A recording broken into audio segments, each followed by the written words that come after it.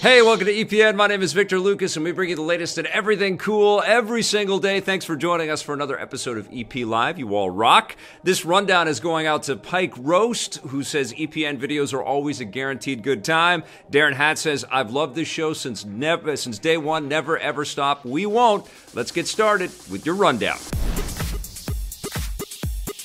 DC Comics might be bringing a very secretive project to the small screen. A new TV show based on the Secret Six supervillain team is on the way. Variety reports that CBS is developing the show in partnership with DC and Warner Brothers Television, and they've already ordered a pilot episode. Not to be confused with Marvel's Sinister Six, DC's Secret Six are a team of 6 villains blackmailed into going on dangerous missions, similar to another DC team, Suicide Squad. The Secret Six roster has seen many different members over the years, so it's unclear which 6 characters will appear in the show. It's also unclear if the new series will be related to the Arrowverse shows. CBS originally aired Supergirl for its first season before it was picked up by Warner Brothers subsidiary The CW. No word on when Secret Six might be hitting the airwaves. I guess they've done so many superhero shows that it's time to get into the supervillains a little bit here. I guess that makes sense.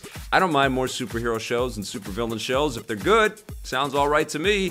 But I don't know if CBS is the right fit. You know, I mean, the Supergirl is a pretty fantastic show, and it didn't quite work out for CBS. So I don't know how a supervillain-focused Secret Six show would work out for CBS, but maybe they're going to push it towards their streaming service, which probably would be a better fit for that. All right, get used to more monthly subscription fees because TV streaming is the new normal. With Warner Brothers and DC launching their new streaming service DC Universe next week, their parent company AT&T isn't slowing down the pace. They've announced plans to create another Warner streaming service, and the thing that will make this one different is that it won't just have DC content, it will also have everything made under the Warner Media empire. That means all Warner Brothers films and television shows, not to mention content from HBO, including shows like Game of Thrones and Westworld. More and more media companies have been rushing to create their own streaming platforms as audiences cut the cable and cinema attendance dwindles, and there's another reason why they're doing this. Earlier this year, AT&T executive John Stankey revealed that they want to use Warner Media content to build new online platforms because it will give them a new way to acquire private information about their users, which can then be sold to advertisers. Their new streaming platform is expected to go online next year. Yes, these companies are in the business of selling data to advertisers, and it is all very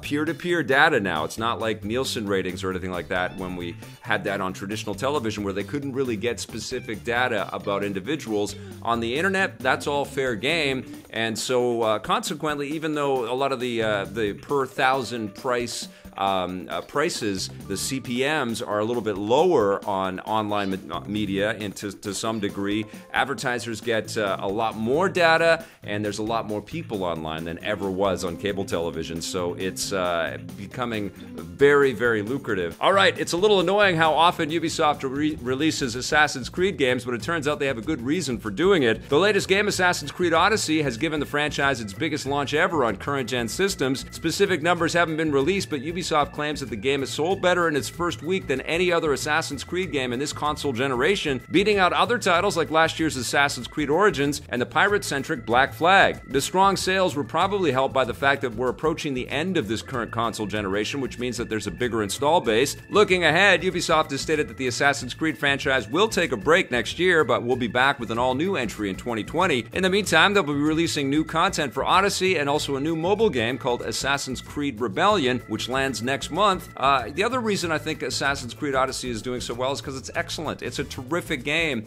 and so people that were exhausted by Assassin's Creed, they took a break. They didn't jump in on Origins, which is also awesome, but people really dig Odyssey. It's really fun. It's definitely an out-and-out RPG, and I think in addition to all of those other reasons, I mean, Assassin's Creed's a cool concept. There's no question. We dig these games, but there's also no question that Ubisoft makes too many of them. But Odyssey is terrific, and I definitely want to tip my hat to the team at Ubisoft Quebec because they nailed it. They made us a great Assassin's Creed. I'm looking forward to playing it all through 2019 and all the new content that you've got, and I'm looking forward to taking a break on new Assassin's Creeds until 2020. That's a good move. All right, you guys, that's going to do it for our rundown. Now it's time to look at this day and everything cool, and when we come back, Johnny Millennium will join us.